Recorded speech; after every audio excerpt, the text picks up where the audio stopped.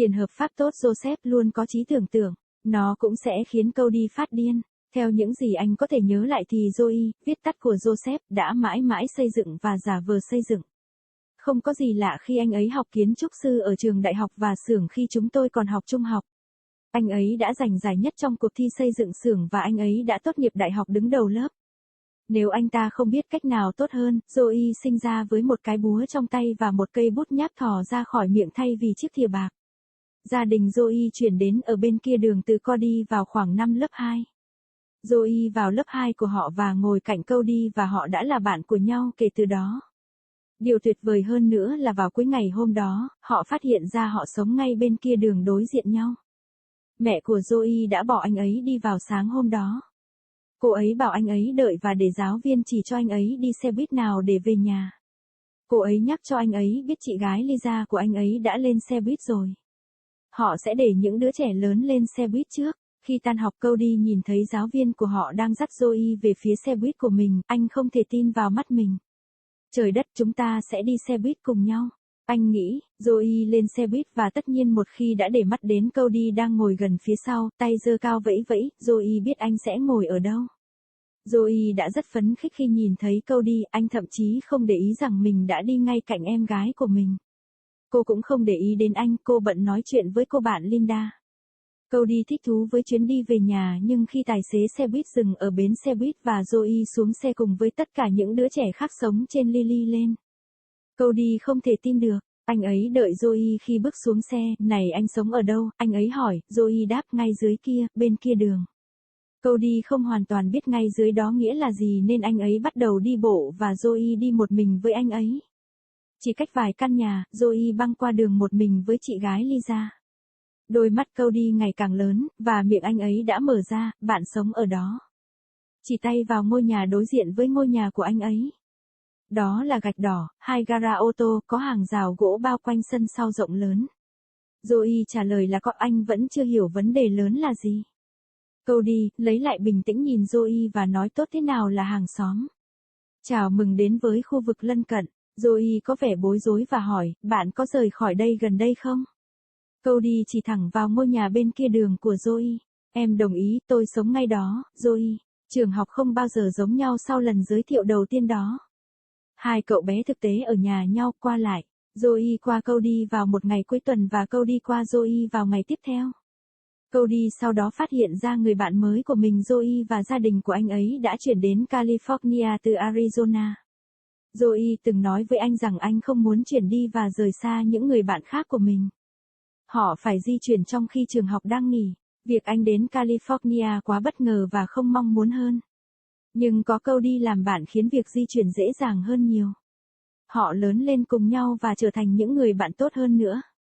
Họ hiếm khi có bất đồng, nhưng họ đã có một vài. Điều lớn nhất và thường xuyên nhất là sự kiên định của Joey trong việc luôn xây dựng mọi thứ từ bất cứ thứ gì anh ấy có thể tìm thấy.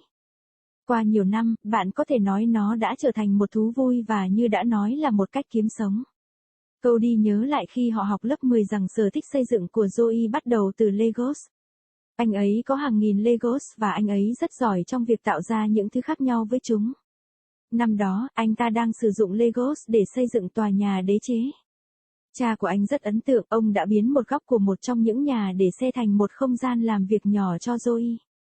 Căn gác là nơi anh cất giữ những chiếc Legos của mình. Chính mẹ của anh ấy đã nhận thấy rằng khi anh ấy còn nhỏ rất thích gây ồn ào, như đập phá mọi thứ và xây dựng mọi thứ bằng cách này hay thứ khác. Chà, đại học đến một mình và tất nhiên ai khác sẽ là hoặc có thể là bạn cùng phòng của Joey ngoại trừ Cody. Năm thứ nhất trôi qua mà không có bất kỳ vấn đề gì cho đến khi Joey đến vào một ngày và mọi chuyện bắt đầu từ đó.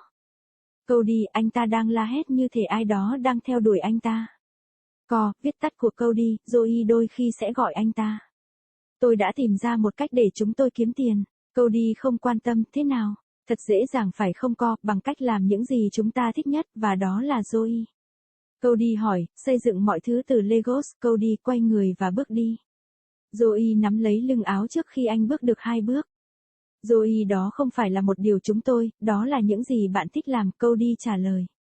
Đó là sở thích của bạn, anh ấy tiếp tục. Đúng, Cody, nhưng nó có thể là của chúng tôi và một lần nữa chúng tôi có thể kiếm tiền.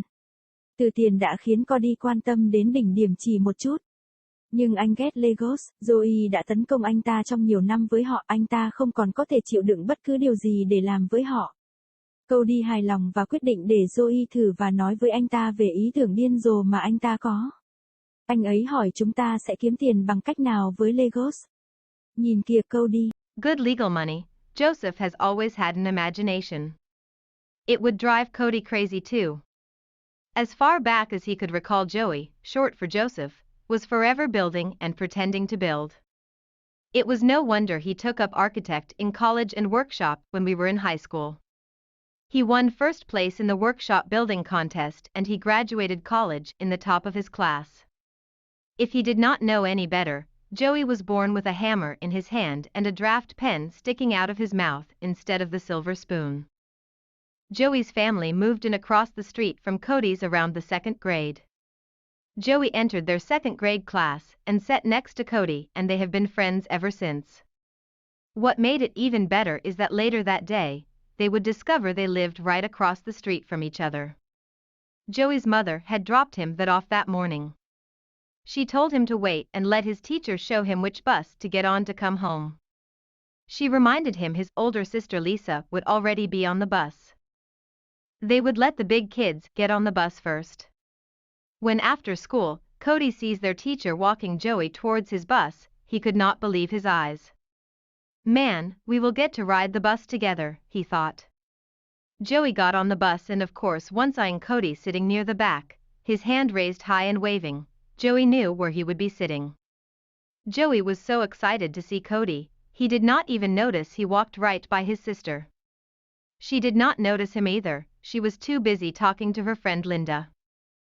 Cody relished the ride home, but when the bus driver stopped at the bus stop and Joey got off with all the other kids that lived on Lily Lane, Cody could not believe it.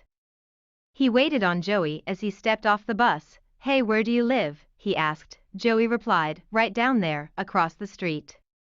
Cody did not quite know what right down there meant, so he just started walking and Joey walked alone with him. Just a couple of houses down, Joey crossed the street alone with his sister Lisa. Cody's eyes grew bigger, and his mouth having fallen opened. You lived there, pointing at the house across from his own. It was red brick, 2-car garages, with a wooden fence around a huge backyard. Joey replied yes, not understanding quite yet what the big deal was. Cody, calming himself down, looked at Joey and said, well, howdy neighbor. Welcome to the neighborhood. Joey looked confused and asked, do you live near here? Cody pointed to the house directly across the street from Joey. Yes. I do. I live right there, Joey. School was never the same after that first introduction. The two boys practically stayed at each other's houses, back and forth. Joey over Cody's one weekend and Cody over Joey's the next. Cody later found out his new friend Joey and his family had moved to California from Arizona. Joey once told him he did not want to move and leave his other friends. They had to make the move while school was on break. His coming to California was so unexpected and more unwanted. But having Cody as a friend made the move much easier. They grew up together and grew to be even better friends. They rarely had disagreements, but they had had a few. The biggest and the one most often was Joey's insistence in always building things out of whatever he could find. Down through the years you could say it became a hobby and as stated a way to make a living. Cody recalled when they were in 10th grade that Joey's hobby for building started with Legos. He had thousands of Legos and he was good at making different things with them. That particular year he was using Legos to build the Empire State Building. His father was so impressed, he turned a corner of one of the garages into a small workspace for Joey. The attic was where he kept his Legos. It was his mother that noticed when he was much younger his liking to make noise, as in banging things and building things out of this or that. Well, college came alone and of course who else would be or could be Joey's roommate except Cody.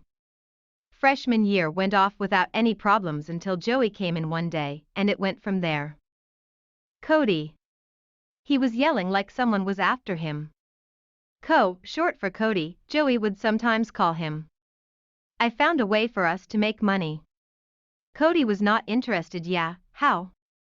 It is so easy, by doing what we like best, and that is Joey? Cody inquired. Building things from Legos. Cody turned and walked off. Joey grabbed him by the back of his shirt before he made 2 steps. Joey, that is not a wee thing, that is what you like doing, Cody replied. That is your hobby, he continued. Yes, Cody, but it could be ours and again we could make money. The word money did pique Cody's interest just a little. But he hated Legos. Joey had for years bombarded him with them, he could no longer tolerate anything to do with them. Cody relented and decided to let Joey try and talk him into this crazy idea he had. How are we going to make money with Legos, he asked. Look, Cody.